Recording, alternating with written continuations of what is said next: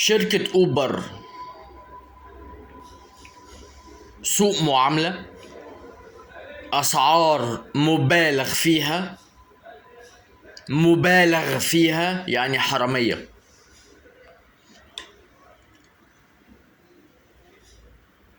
تجنبوا الشركة دي.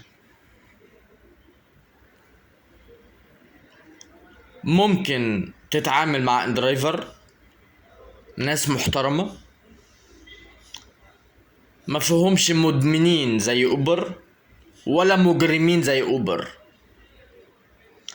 وممكن تتعامل مع ديدي برضو ناس محترمة جدا. انا اتعاملت مع التلاتة مدة طويلة، اكتر من سنة، ولغيت اوبر وبتعامل دلوقتي مع ديدي او اندرايفر المتوفر فيهم وقت الاحتياج. اخلاق بجد، ناس ذوق جدا جدا جدا، واسعارهم بسيطة على قد الايد فعلا، مش حرامية.